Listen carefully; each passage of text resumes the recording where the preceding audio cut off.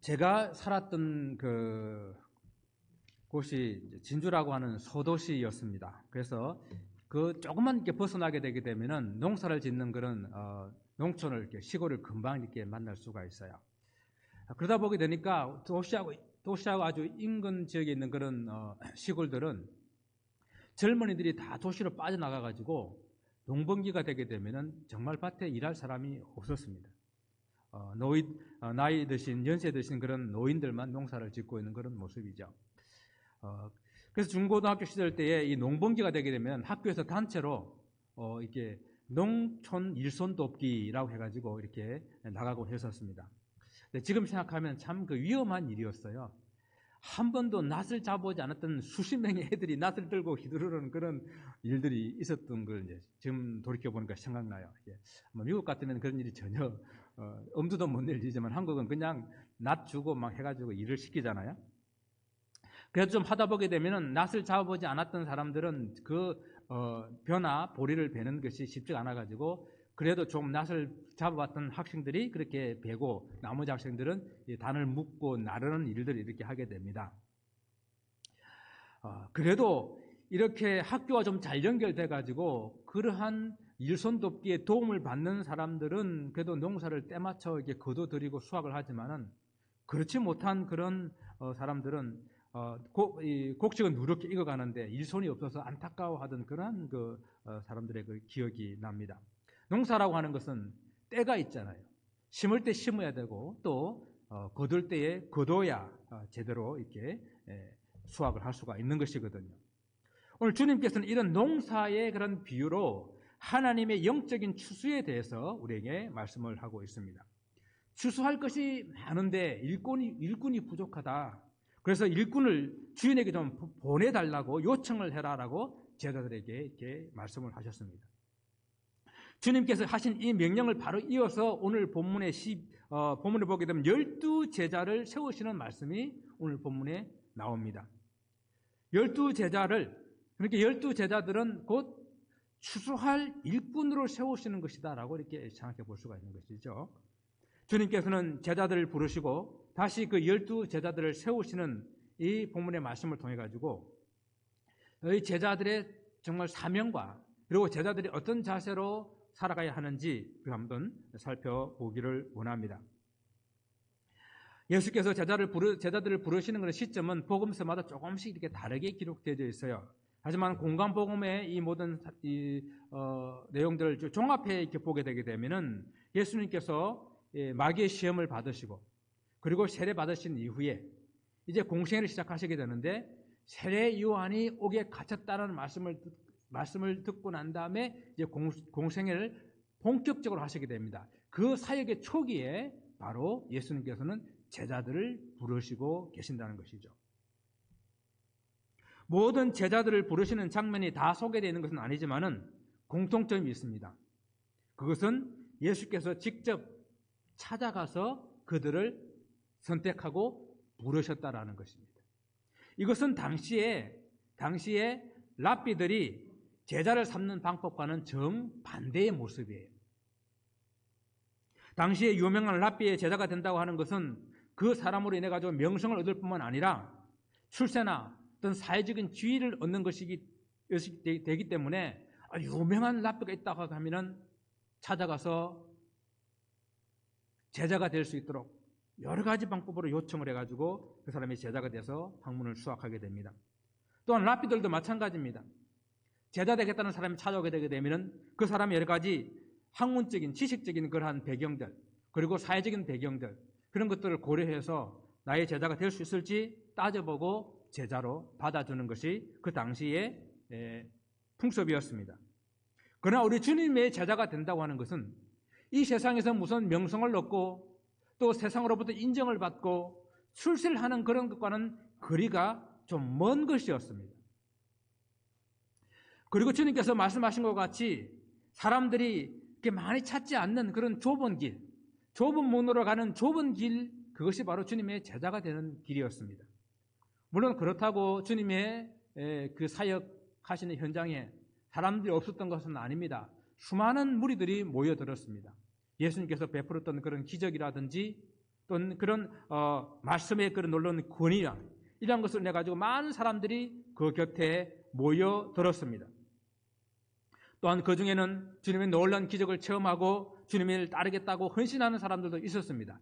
그러나 그러한 것들에 의해 가지고 주님께서 제자로 받아주시는 것이 아니라 주님의 제자는 주님께서 그들을 부르심이 있어야만 주님의 제자가 된다라고 하는 것이 주님의 제자의 가장 큰 특징이 되겠습니다. 예수님을 따르는 많은 제자들 중에서 오늘 본문은 이제 그 중에서 12명을 따로 세우셨다라는 말씀입니다. 왜 하필이면 12명일까요? 여러분 12이라는 10이라고 하는 숫자의 상징성 때문이겠죠. 이스라엘은 12지파로 구성되어 있던 그러한 지파 공동체가 연합되어 있는 그런 나라였습니다. 이 12지파는 하나님께서 아브라함에게 약속하시기를 그 아브라함의 씨를 통해 가지고 그의 후손들을 이제 이 땅의 모래알처럼 그리고 하늘의 별처럼 아주 충만하게 해주시겠다, 번성케 해주시겠다 약속을 하셨습니다.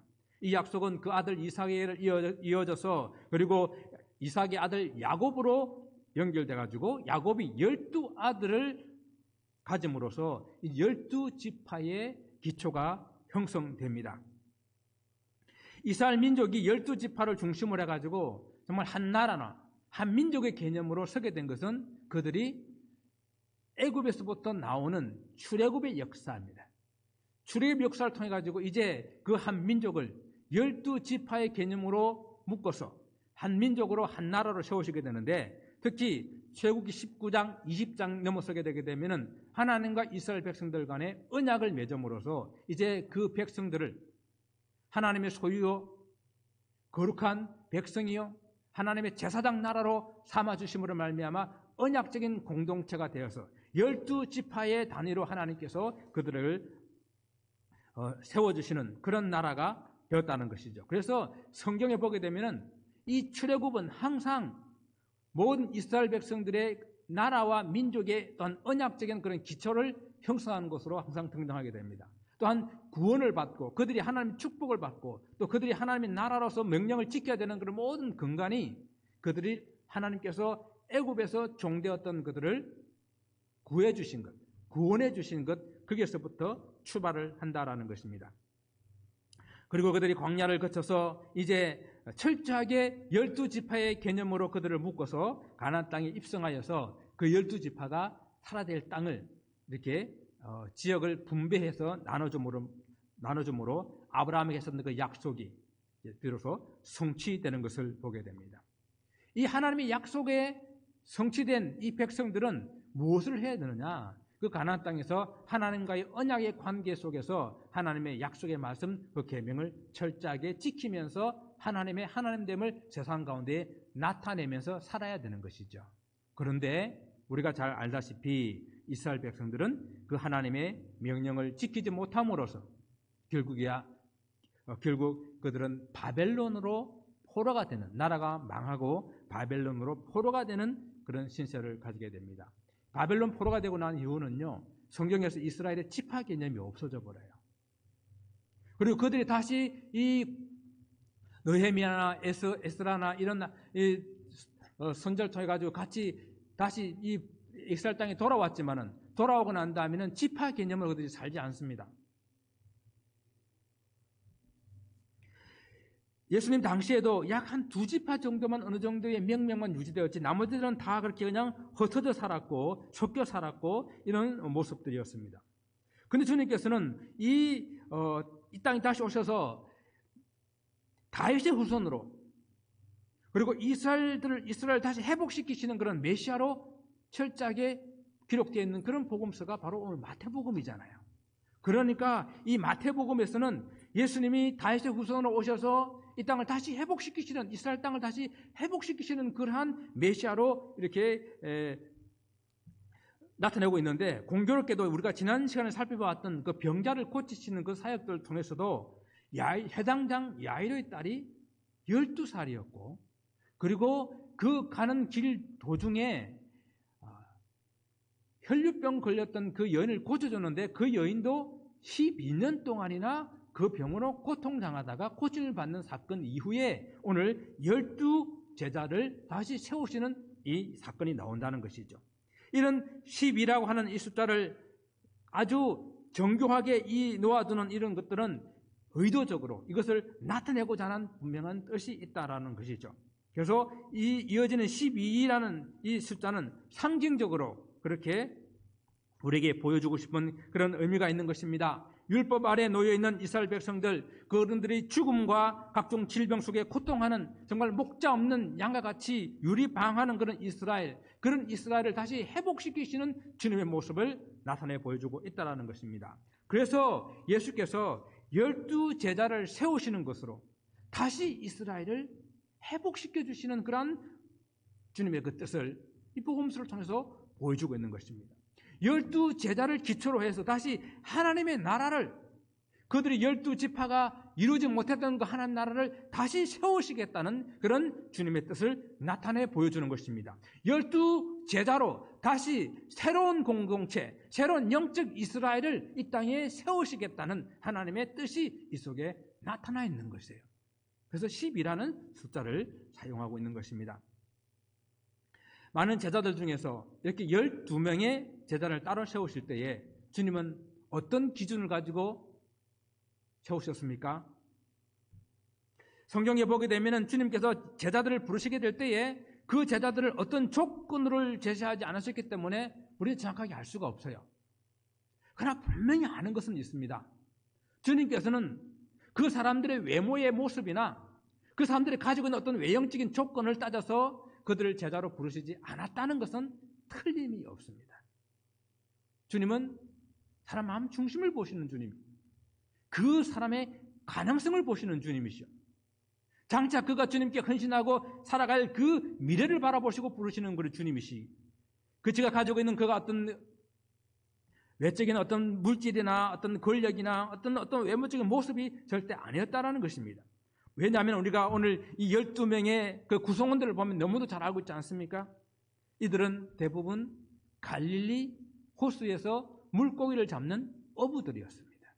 가난한 사람들이었다는 것이죠. 또한 그 중에는 물론 때로는 율법적인 그런 지식과 의식을 가지고 있었던 바돌로메, 나다나엘과 바돌로메를 같은 사람으로 이렇게 본다고 한다면은 그렇게 이 바돌로메 같은 사람도 있었고 그 가운데 따지게 좋아하는 빌립 같은 사람도 있었습니다. 또 그런 거 하면은 열심 당원 중에 한 사람인 시몬 같은 사람도 있었어요. 정말 나라의 독립을 꿈꾸며 정말 이 나라가 로마로부터 독립하기를 원하면서 이렇게 열심으로 독립운동을 하는 그런 사람도 있었다라는 것입니다. 또 한편으로는 그런 시몬과 전혀 함께 할 수가 없는 로마의 그런 세금을 대신 받아가지고 착복하고 또 로마에 바치는 그러한 세리도 그 가운데는 있었다라는 것입니다. 어떤 조건이나 어떤 외부적인 어떤 그런 사람의 가지고 있는 무엇을 가지고 이렇게 따졌다고 한다면은 함께 할 수 없는 사람들이 예수님의 12제자 안에 포함되어 있었다는 것입니다. 12제자가 다 어떤 활동을 한 것이 기록되지 않아가지고 어떤 사람은 전혀 무슨 일을 했는지 알지도 못하는 그런 사람도 12명 안에는 포함되어 있습니다. 무엇입니까? 주님께서는 당신의 절대적인 주권으로 당신의 제자를 부르시고 또한 12명을 따로 세워서 하나님 나라의 사역을 감당하게 했다라는 것입니다. 그럼 이들이 능력도 없고 이들이 가진 것도 없고 이들이 할 수 있는 어떤 무엇이 없는데 어떻게 이들을 12명을 따로 세워서 하나님 나라를 감당하게 하겠습니까? 오늘 본 말씀처럼 세상적으로 부족한 사람들이지만은 그러나 그들이 사명을 감당할 수 있도록 무엇을 주셨다고요? 권능을 주셨다는 이야기입니다. 주님께서 그들에게 권능을 주셔서 그 일을 감당할 수 있게끔 하셨다라는 것입니다. 그래서 우리가 주님께서 무슨 일을 맡기실 때에 나는 못합니다. 나는 할 수 없습니다. 나는 할 능력이 없습니다라고 말할 수 있는 사람은 이 세상 가운데에 한 사람도 없다라는 것이에요. 하려고 할 때에 순종할 때에 주님께서 뭐 주신다고요? 감당할 수 있는 능력을 주신다고요. 이 부분에서 여러분들은 아멘 하셔야 됩니다. 그래서 주님 말씀을 순종하고 맡기시는 그 일이 무엇이든지 잘 감당할 수 있기를 바랍니다. 오늘 12제자를 세우신 목적과 사명은 이 제자들을 따로 세우시고 그들에게 주신 그런 권능과 명령을 보게 되면은 그 목적과 사명이 무엇인지를 우리는 알 수가 있습니다. 오늘 본문 말씀의 1절에 보시게 되면은 예수께서 12제자를 부르사 더러운 귀신을 쫓아내시며 모든 병과 모든 약한 것을 고치는 권능을 주시니라라고 이렇게 기록하고 있습니다. 그리고 7절과 8절에 보면 또 계속해서 말씀하시기를 가면서 전파하여 말하되 천국이 가까이 왔다 하고 병든 자를 고치며 죽은 자를 살리며 나병 환자를 깨끗게 하며 귀신을 쫓아내되라고 말씀하고 있습니다. 자, 제자들이 선포해야 될 그런 복음이 또 그들이 해야 될 그런 사역이 너무도 예수님과 동일한 것을 여러분 보고 계십니까? 예수님께서 이 땅에 오셔가지고 하셨던 그런 사역들, 예수님이 회개하라 천국이 가까웠니라는 말씀을 시작해가지고 각종 병등자들을 긍휼히 여기시고 불쌍히 여기시며 그들을 고쳐주시는 그런 사역들, 말씀을 가르치는 사역들, 바로 이것이 예수께서 이 땅에 하시던 사역과 동일한 사역이라는 것입니다. 즉 하나님 나라를 선포하고 그리고 복음을 가르치고 그리고 그들에게 각종 병들을 치유하는 그런 사역입니다. 그러니까 예수님께서는 바로 예수님이 하시는 그 동일한 일을 제자들에게 전수시켜주기 위해서 그들 하여 이어받게 하기 위해서 12제자를 부르고 계신다라는 이것이 주님의 목적이에요. 제자라고 하는 것은 스승과 동질성이 있어야 돼요. 이것은 오늘날 주님의 제자의 길로 가고 있는 우리 모든 사랑하는 성도님들 그리고 우리 교회가 감당해야 될 사명이 무엇인지를 잘 보여주고 있는 부분이에요. 교회가 이 땅에서 주의 말씀을 선포하고 주의 복음을 선포하고 그리고 주의 말씀을 가르치며 그리고 이 땅에 고통받고 힘들어하는 영혼들을 같이 정말 목잡 양같이 유리방황하는 그들을 불쌍히 여기고 긍휼히 있는 마음으로 그들을 품어 안는 그 일을 교회가 해야 된다는 이야기입니다. 우리 주님께서는 이 사역의 동질성을 위해서 그냥 말로 이렇게 해라 저렇게 해라 라는 것이 아니라 당신의 삶으로 보여주는 그 방법을 택했습니다. 아마 삶으로 보여주는 것이 제일 좋은 방법인 것 같아요. 보여주는 것. 그것보다 더 좋은 것이 없는 것 같습니다. 마가복음에서는 13장 마가복음 3장 14절에서는 예수께서 12제자를 따로 부르신 그런 목적은 그들과 함께 있기 위해서라고 기록하고 있어요. 함께 있다라고 하는 것. 함께 있다고 하는 것은 그들과 함께 계속 동행한다라는 그런 뜻이거든요. 그래서 예수님과 제자들과 아주 특별한 그런 릴레이션십, 관계를 그렇게 맺으시면서 자기의 사역에 그들을 항상 보게 하고 또 참여시키는 그러한 것, 그것이 바로 함께 있다라는 그런 의미입니다. 이와 같이 예수님의 훈련 방법은 그 당시의 서기관과 바리새인들처럼 이렇게 해야 된다, 저렇게 해야 된다라는 그런 말이 아니라 함께 그들과 생활하면서 직접 몸으로, 삶으로 보여주며 예수님의 사역을 제자들에게 전수시켜주고 있었다라는 것입니다. 여러분, 기도에 대한 것도 마찬가지예요. 어떤 의미에서는 우리 주님께서 기도하실 필요가 없는 분입니다. 그분은 하나님이세요. 그런데 주님께서는 많은 시간들을 기도하는 것을 제자들에게 보여주었습니다. 새벽 미명에 일어나서 기도하셨습니다. 이 12제자를 다시 따로 세우기 위해서는 밤이 새도록 기도하셨다고 그랬어요. 항상 기도하시면서 기도라는 모범을 제자들에게 보여주시는 것입니다. 주님께서는 또한 우리는 왜 이런 귀신을 쫓아내지 못하냐고 이 제자들이 반문하게 됐을 때에 기도 외에는 이런 유가 나가는 법이 없다라고 말씀하시며 그들 삶 가운데에 그들 사역 가운데에 기도가 얼마나 중요한지를 강조하셨고 또 제자들이 주님 그렇다면 우리도 기도문을 가르쳐 주십시오라고 했을 때에 주님께서는 그들에게 기도문을 가르쳐 주시면서 그들 삶 가운데에 항상 기도가 있기를 이렇게 가르쳐 주신 것입니다. 그러므로 이 예수님의 좋은 제자라고 하는 것은 뭔가? 예수님을 잘 따라하는 사람이에요. 예수님 어떻게 사셨는가? 예수님께서 이런 상황 가운데 어떻게 하셨는가? 그걸 늘 묵상하고 보면서 예수님 함께 동행하면서 예수님께 늘 물어보고 예수님과 함께 이렇게 예수님께서 말씀 가운데 했던 그 일들을 우리가 잘 따라하는 사람, 예수님 잘 따라하기, 그것이 우리가 좋은 제자의 삶의 길이라는 사실입니다. 주님께서 제자들을 부르시고 또 함께 하시며 훈련하신 어떤 궁극적인 목적, 그것은 무엇입니까? 우리 오늘 본문 말씀 5절 말씀에 있게 보시게 되면요, 예수께서 이 12를 어떻게 하신다고요? 내보내시며, 그리고 마가복음 3장 14절에 또 보내사 전도도 하며, 그러니까 주님께서 이들을 함께 해가지고 그들을 훈련시키고 보여주면서 모든 이런 가르치시는 그 모든 일의 결과, 궁극적인 목적은 뭔가 하면은 계속 함께 있고 싶은, 함께 있는 것이 아니라 그들을 다시 어디로요? 세상으로 내보내시는 것이 궁극적인 목적이었다라는 것입니다. 여러분, 함께 있는 것은 좋지요. 사랑하는 주님과 함께 있는 거 좋습니다. 사랑하는 성도들과 함께 여기서 먹고 마시고 또 같이 공부하고 또 교제하는 것 좋아요. 그러나 계속 함께 머물러 있다고 한다면 우리를 부르신 주님, 그 주님의 의도를, 주님의 뜻을 모르는 것이에요. 함께 모여 말씀과 기도 훈련받은 그 궁극적인 목적은 뭔가? 주님께서 우리를 저 세상으로 보내기 위해서 우리에게 훈련하셨다라는 것입니다. 그래서 예수님의 12 제자를 또 다른 이름으로 뭐라고 부릅니까? 사도라고 부르잖아요. 아포스톨리스. 이런 뭔가 하면 세상으로 보냄을 받은 자들이다라는 그런 뜻이 있죠. 주님의 제자로 훈련받아서 사도로 세상으로 보냄을 받아야 그 진정 주님께서 그 부르신 그 뜻을 우리가 알고 순종하는 길이 된다라는 것입니다.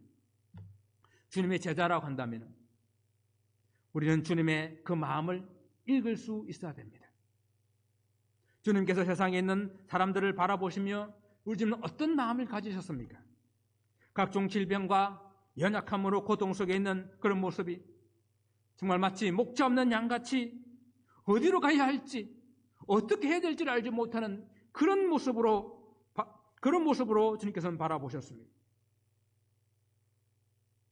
우리도 이 세상을 바라보게 될 때에 그들을 불쌍히 여기는 이런 마음을 가지고 정말 그들을 바른 길로 인도해야 되겠다는, 생명길로 인도해야겠다는 그런 마음을 가질 수 있어야 됩니다. 주님은 또 세상을 바라볼 때에 이 세상은 정말 이 추수할 곳이 너무도 많은데 일꾼이 너무도 부족하다라고 주님께서는 안타까워하셨습니다. 그래서 제자들을 훈련하고 그들을 하여금 세상으로 내어 보내려고 하시는 것입니다. 그런데 우리가 교회 신앙생활 같이 하면서 교회에서 많은 프로그램들 있는데 그 많은 계획들, 프로그램들, 또 교회의 그런 사명들 가운데 하나가 전도와 선교다라고 생각하고 그런 것들도 그냥 이렇게 어떤 지식적으로 배워오는 곳에 끝이고 실제적으로 우리 교회 안에 머무르고만 있으려고 한다고 한다면은 우리가 주님의 우리를 불러가지고 다시 세상으로 보내려고 하시는 이 주님의 마음, 이 세상을 바라보면서 세상에 이 목자 없는 양같이 유리 방황하는 그들을 보고 불쌍히 여기시는 그 주님의 마음, 그 주님의 마음을 제대로 우리는 읽지 못하는 것이라 할 수 있겠습니다. 물론 작년부터 지금까지 코로나 팬데믹이라는 특수한 그런 상황 속에 우리가 놓여 있기는 합니다. 그렇다고 해서 교회가 해야 될 사명이 없어진 것은 아니지 않습니까? 성도들이 해야 될 그런 귀한 사명이 없어진 것은 아니지 않습니까? 이런 상황 가운데서 어쩌면 더 교회가 이 세상을 향해서 해야 될 일들이 많을지, 이럴 때일수록 더욱더 연약한 성도들을 돌보고 끌어안고 그들한테 따뜻한 밥 한 끼라도 해줘야 할 일들이 더 많을지, 우리는 이 코로나 팬데믹이라는 상황 가운데 그저 주저앉아 있고 그저 머물러 있지를 마시기를 다시 한번 당부를 드립니다. 주님께서 제자들을 세상에 보내시면서 주신 그 명령은 어떤 자세로 사명을 감당해야 하는지를 말씀해 주고 있습니다. 주님의 제자들을 부르시고 보내시는 그 주님의 뜻에 따라 그 사명을 감당해야 하는데 오늘 주님께서 보여주신 바로 그런 모범입니다.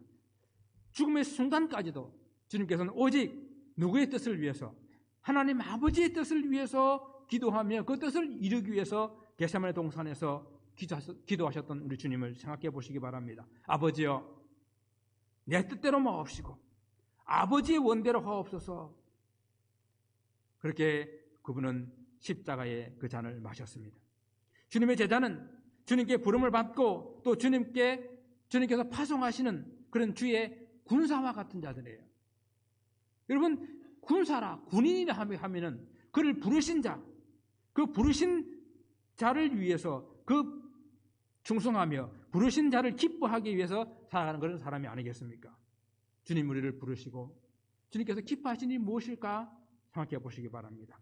오늘 주님께서 제자들을 보내실 때 주신 그 명령을 생각하면서 우리가 어떤 자세로 주님의 제자의 삶을 살아야 되는지를 생각해 보고 설교를 마치기를 원합니다. 첫째, 주님께서는 이스라엘의 잃어버린 양에게로 가라라고 말씀하셨습니다. 오늘 본문의 5절과 6절 말씀입니다. 이방인의 길로 가지 말고 사마리아인의 고을에도 들어가지 말고 오직 이스라엘의 집에 어린 양에게로 가라라고 말씀하셨어요. 제자들을 세상에 내보내시면서 들어가지 말아야 할 곳과 그리고 들어가야 할 곳을 이렇게 지역을 정해 주셨습니다. 그런데 우리가 이 말씀을 혹 잘못 이렇게 오해하게 되게 되면요, 주님께서 전하시는 복음 전파가 유대인에게만, 이스라엘에게만 이렇게 전해라고 하는 이런 명령으로 생각하실 수가 있는데, 그러나 우리는 이미 예수님의 그 사역 가운데에 이방 지역인 두로와 시돈 지역 그리고 데가볼리 지역 가서 복음을 전했던 것 우리는 알고 있지 않습니까? 그리고 또한 예수께서는 일부러 사마리아인의 지역으로 들어갔어서 그 사마리아인의 여인을 만나주신 그런 사역도 우리는 보고 있지 않습니까? 주님께서 그런 의도로 이 말씀을 하고 계신 것이 아니라는 것입니다. 주님의 말씀은 이스라엘의 구원에 대한 우선적 시급성, 긴급성을 지금 말씀하고 있다라고 해석하면 이 말씀을 제대로 이해하는 것이라고 볼 수 있겠습니다. 마태복음이 유대인 기독교인들을 대상으로 이렇게 적은 성경이라고 우리가 알고 있지 않습니까? 유대인 기독교인들이 이 말씀을 듣는 당시에도 아직도 그들을 생각하는 가운데에 이방인들이 구원받는 것에 대해서 잘 이해 못했던 그런 시절이에요. 오늘 주님께서 이 말씀을 하시는 것은 유대인 이 독자들이 먼저 유대인으로서의 복음을 빨리 받아들여야 되는 그런 시급함, 먼저 복음을 받아들이고 그들이 해야 될 일들이 있다는 그것을 구원에 대한 시급한 그런 우선성을 지금 중에서 강조하고 있는 그런 말씀입니다. 이렇게 얘기할 수가 있겠습니다. 유대인 독자들이 자기들은 믿고 있는데 아직도 유대인 중에서 믿지 않는 그들은 친척과 가족과 그런 이웃들을 향해서 빨리 시급하게 유대인들에게 잃어버린 그런 양들을 빨리 구해야 된다, 빨리 복음을 전해야 된다라고 하는 그런 시급함, 그걸 지금 말씀하고 있는 것이에요. 성경 전체 주시는 말씀 우리가 잘 알다시피 성경은 구약에서부터 이 구원이 이스라엘, 유대인에게만 제한되어 있지 않다는 것을 많은 성경을 통해서 우리에게 보여주고 있습니다.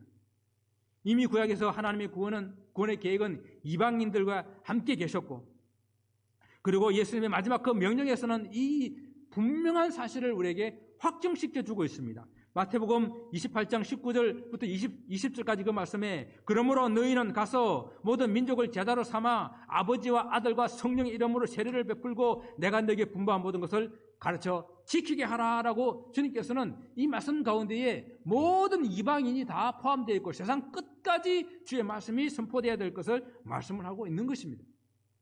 하나님께서 보내주신 그런 일꾼인 성령께서 오순절 성령 강림을 통해서 제자들에게 임하게 됐을 때에 비로소 이 일을 감당할 수 있게 되는데, 그들이 성령을 받게 되게 되면은 예루살렘과 유대와 사마리아와 땅끝까지 이르러 주님이 정인된다고 그랬는데, 오순절 성령 강림 사건을 통해 가지고 이 제자들이 전 세계로 흩어져서 복음을 전하지 않습니까? 주의 복음은 바로 이렇게 나에게서, 유대인이라고 하는 나에게서 시작해 가지고 예루살렘에서 유대로 사마리아 땅끝까지 전파되어 나가야 된다는 말씀을 하고 계신 거예요. 여러분, 각 시대마다 각 지역마다 그 속에 잃어버린 양들이 있거든요. 지금 오늘날 우리는 이 말씀을 들으면서 우리 가운데에 우리의 잃어버린 양들이 어디에 있는지를 돌아볼 수 있는 그런 주님의 공고의 말씀이 되기를 원합니다. 잃어버린 한 그 양을 위해서 정말로 목 잡는 양같이 유리방하는 그 모습을 바라보고 안타까워하고 불쌍히 이런 그런 마음을 가질 수 있기를 바랍니다. 주님, 내가 저 잃어버린 양을 위해서 내가 주님의 일꾼 되어서 내가 추수하는 그런 주님의 일꾼 될 될 수 있게 해달라고 그렇게 기도하는 그런 저 여러분이 될 수 있기를 바랍니다. 또 주님의 이 명령을 통해서 우리는 둘째 볼 수 있는 것은 너희가 거저 받았으니 어떻게 하라고요? 거저 주라라고 말씀하셨습니다. 제자들이 해야 하는 사역이 복음 전파와 함께 각종 병을 고쳐주는 거였습니다. 또는 귀신을 이렇게 쫓아내는 그런 사역이었어요. 여러분, 정말 어떤 것으로 낫지 않는 그런 어떤 질병이 나았다고 생각해 보세요. 얼마나 감사하고 또 감사함으로 보답하고 싶겠어요. 그러나 말씀하시기를 이런 권능이 네게서 나온 것이 아니라 주님께서부터 나온 것이기 때문에 그것으로 개인의 어떤 이익으로 삼아서는 안 된다. 거저 받았으니 거저 주오라 라고 말씀하고 있는 거예요. 전적으로 주님의 은혜를 받은 것을 자기 개인의 이익으로 또 이런 이익의 도구로 삼아서는 안 됩니다. 그래서 그럴 일도 없겠지만은 저한테 여러분들이 기도 부탁하고 병이 났다고 저한테 감사의 표시를 하면 안 되고 또 여러분의 장례식을 또 여러분의 어떤 그 결혼식을 제가 집례를 했다고 저한테 사례를 해서는 안 되는 거예요. 그거는 제가 마땅히 해야 될 일이거든요. 그렇지 않아요? 괜히 이런 말 했나요? 그러니까 우리가 이런 것들을 주님께서 우리에게 마땅히 해야 될 일을 서로 이렇게 하게 되는 것을 통해 가지고 자기 개인적인 그런 어떤 사역적인 그런 어떤 것으로 삼아서는 절대 안 된다라는 것입니다. 그렇다고 해가지고 주님께서 그 사역하는 자들을 그냥 버려두시는가? 그것이 아니라 그들의 의식주를 책임져 주는 것은 당연한 것이다라고 오늘 주님께서 말씀하고 계세요. 그래서 그들이 전도 여행을 떠날 때에 금이나 은이나 동이나 또 배낭이나 두불 옷이나 지팡이나 이런 것들을 가지지 말고 나가라라고 말씀하셨습니다. 이 말씀은 다른 복음서가 좀 비교해 보게 되면 여행에 필요한 전도하기 위해서 필요한 또 우리가 전도자로서 제자로서 살아야 되는 그런 삶에 꼭 필요한 것 외에는 우리가 그것을 가지지 말라라는 건 뜻으로 우리는 이해할 수가 있습니다. 왜냐하면 하나님께서 하나님 일을 하는 하나님의 종들에게 필요한 것을 채우시는 것이 당연한데 또한 그런 것을 바라보고 또한 그 하나님의 종들에게 필요한 것들을 채워주는 것이 당연하다라는 그런 의미예요. 그래서 우리가 세 번째로 마지막으로 살펴보고 싶은 것은 이런 하나님의 종으로 하나님의 이런 제자로 하나님의 사도로 전도 여행으로 살아가게 될 때에 그 모든 일은 전적으로 하나님만 의지하고 그리고 그 결과는 오직 주님께 맡겨야 된다라는 말씀으로 우리는 이 전도자의 제자의 자세를 살펴보고 있습니다. 전도 여행 중에 머물고 또 먹고 마시는 모든 것들은 하나님의 의지하게 될 때에 하나님께서 인도하신다라는 말씀입니다. 이것은 하나님 일에 대한 하나님의 보상이라고 우리는 생각해 볼 수 있습니다. 전도자가 머무는 곳이 곧 하나님께서 허락하신 그곳 장소인 줄 알고 그곳에서 머물되 제일 먼저 그 집에 주님의 평안을 빌어주라라고 말합니다. 그러나 만약 전도자가 영접하고 그 말을 듣게 되게 되면은 하나님의 평안이 그 집에 머물게 될 것이지만은 그러나 영접하지 않고 그 말에 순종하지 않으면은 전도자가 빈 그 평안이 곧 전도자에게로 다시 돌아올 것이라고 말했습니다. 그리고 그 증거로 발에 먼지를 떨어버리라고 말씀하십니다. 복음을 듣지 않고 복음을 영접하지 않는 자는 그 책임이 그에게 있다라는 것이에요. 그러니까 전적으로 우리는 전도하고 복음을 전하고 제자의 삶을 살아가게 될 때에 그에 대한 결과는 하나님께 맡겨라는 이야기입니다. 전적으로 하나님을 의지하되 하나님께 맡기는 그런 삶이 필요합니다. 이를 통해서 우리가 주님의 주시는 그런 권능을 가지고 복음 전도자의 사명을 살아가게 될 때에 복음을 때로는 영접하는 사람이 있는가 하면은 때로는 영접하지 않는 사람들도 있을 터이니 그런 일로 우리는 마음에 구애받지 말고 오직 때를 얻든지 얻지 못하든지 복음만 전하면 되고 결과는 하나님께 맡기면 된다라는 말씀입니다. 오늘 이 12제자를 부르시고 그 삶으로 훈련시키신 후에 세상으로 보내시는 그런 주님께서 지금도 여전히 제자들을 부르시고 계시고 또 주님께서는 지금도 여전히 그 제자들이 세상으로 나아가기를 원하고 계십니다. 이 세상은 목자 없는 양같이 갈 길을 알지 못하고 방황하고 있습니다. 이 세상은 정말 추수를 기다리는 그런 알곡과 같이 추수할 때가 벌써 되었다라는 것을 우리에게 말씀해 주고 있습니다. 우리 한 사람 한 사람, 그리고 우리 교회가 우리 교회를 향해 부르신 그 주님의 부르심에 요청하고 그 요청에 응답하시는 그런 저와 여러분의 삶이 되기를 바랍니다. 사랑하는 성도 여러분, 이제 주님의 부르심을 듣고 많은 무리 가운데서 그냥 주저앉아 있지 말고 이렇게 주님의 제자로 나오시기 바랍니다. 주님의 제자로 훈련받고 양육받은 다음에 우리가 이곳에 머물러 있지 아니하고 저 세상으로 다시 한번 나갈 수 있는 그런 삶이 되기를 바랍니다. 적당한 헌신과 그냥 제자라는 성도라는 그런 명칭만 가지고 이 자리에 머무는 것이 아니라 정말 한 걸음 더 헌신된 그런 자리로 나와서 세상으로 보냄을 받는 그런 저와 여러분이 되시기를 바랍니다. 주님 말씀에 순종하여 세상으로 나가는 여러분 삶에 여러분 그냥 홀라주지 아니하시고 우리 성령께서 함께 하셔서 권능을 주시고 그러면 그 권능으로 우리가 예루살렘과 유대와 사마리아 땅끝까지 이르러 주님의 정이 될 수 있는 그런 저와 여러분 삶이 되시기를 주님 이름으로 축원을 드립니다. 기도하겠습니다.